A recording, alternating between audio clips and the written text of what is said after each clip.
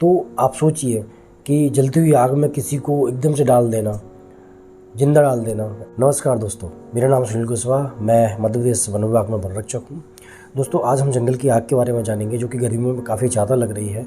इससे कितने नुकसान हैं, ये लगती कैसे है और इसको कैसे रोका जा सकता है। मैं एक वन रक्षक हूँ मध्य प्रदेश में, तो मैं आपको जितने अच्छे से बता सकता हूँ शायद ही कोई दूसरा आपको बता सकता होगा।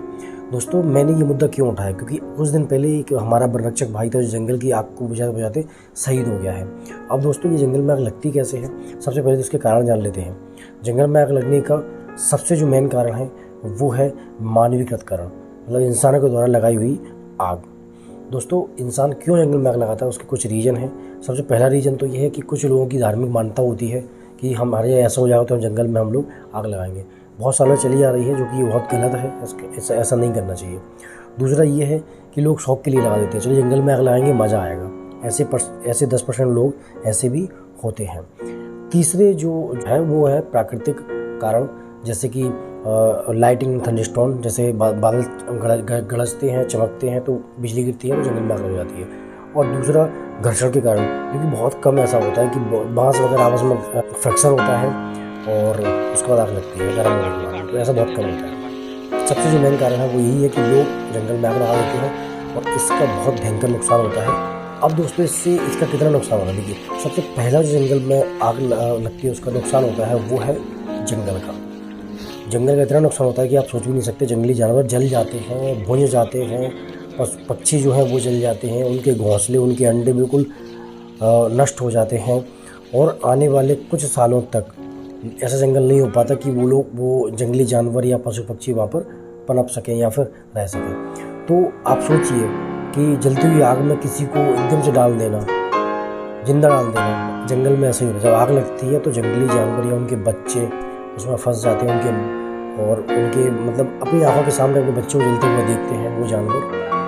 किसके चक्कर में? इंसानों के चक्कर में, क्योंकि जंगल में जो आग लगती है उसका 70% आग लगना इंसानों के द्वारा लगाई गई आग होती है।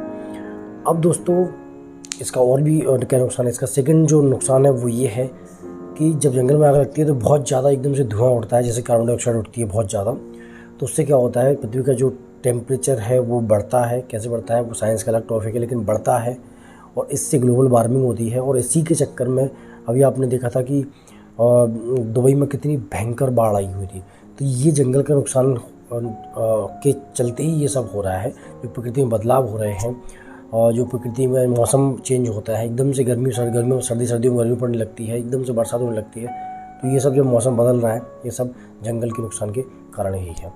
दूसरा जो सबसे खतरनाक जो नुकसान है वो है अतिक्रमण।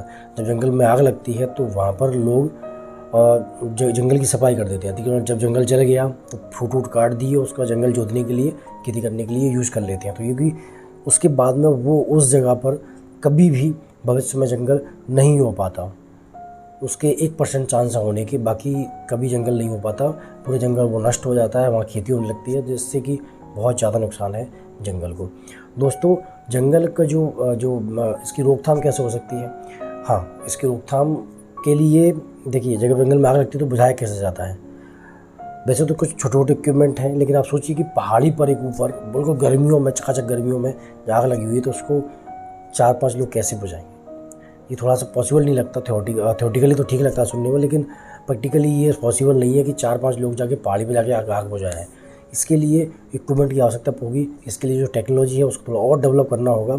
और जैसे कि ये ड्रोन वगैरह 50-50 लीटर के ड्रोन, वो जाकर अगर पानी से आग बुझाएं तो वो बुझ सकती है। बाकी ये जो तरीका है जंगल में आग बुझाने का वो सफिशिएंट नहीं है, ठीक है। दूसरा जो है वो आग बुझाने की जो सुविधाएँ हैं वो वन विभाग के पास इतनी नहीं है जितनी कि होनी चाहिए। ब्लोअर वगैरह जो मशीन है वो काम नहीं करती हैं जब बहुत ज़्यादा आग लगती है तो यही कारण है कि जंगल में जो आग है वो टाइम पर नहीं बुझ पाती है।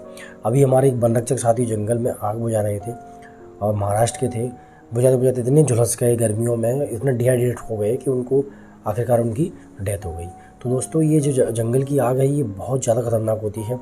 और मेरी आपसे यही निवेदन है कि जहाँ भी आपको जंगल में आग लगती हुई देखें उसको बुझाने में अपना योगदान जरूर दें। क्योंकि जब मैं वन रक्षक जब जंगल में आग बुझाने हम लोग जाते हैं तो हम ये सोचते हैं कहीं ना कहीं से 2 लोग और आ जाए हमारी मदद करने के लिए, जिससे कि जंगल में जो आग है वो जल्दी बुझ जाए। ठीक है, तो दोस्तों बस यही मेरा वीडियो था और ये बहुत दुखद बात है।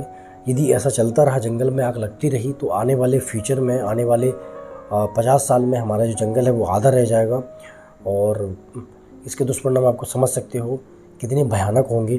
हो सकता है या 50 साल बाद आप लोग अपनी पीठ पर सिलेंडर टांग कर घर से बाहर निकल पाओ, या हो सकता है कि जो ऑक्सीजन की लेवल है वो इतना डाउन हो जाए कि हमारी जो एवरेज एज है वो 40 साल रह जाए। ऐसे बहुत सारे दूरगामी प्रभाव इससे पड़ सकते हैं जो कि आप लोग सोच भी नहीं सकते, हम लोग सोच भी नहीं सकते। कुछ भी ऐसा आ सकता है प्रकृति में जो हम लोगों ने एक्सपेक्ट भी नहीं किया था। तो दोस्तों बस यही है कि जंगल को बचाने में अपना योगदान दें।